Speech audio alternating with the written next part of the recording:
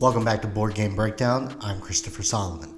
In this burst video, we'll be diving into the newest game from Wingspan designer Elizabeth Hargrave called The Fox Experiment. If you'd like a longer video focusing on the details of setup and gameplay, click this link here. If not, let's see how exactly a board game replicates the trials of breeding the most friendly fox.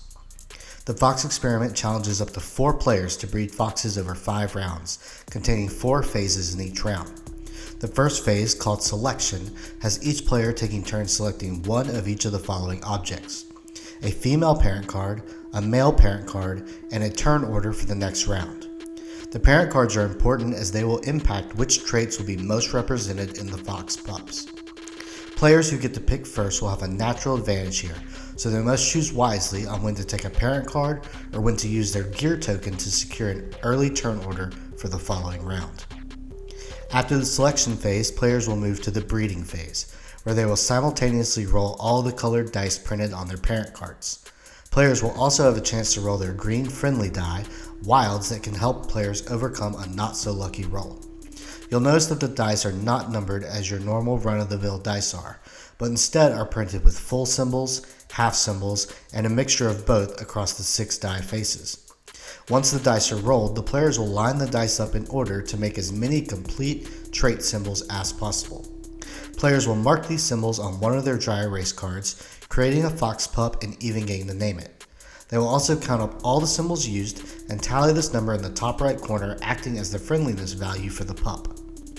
The third phase is the research phase, where players will see if their new pup meets any of the criteria stated on any of their study cards they've drawn. These cards lay out a specific mixture of traits that each player should try to breed in their fox, rewarding them with victory points at the end of the game. The research phase is also when players will collect trait tokens for all the circle spots marked on the pup card, and then they can spend pairs of these tokens to upgrade their player board.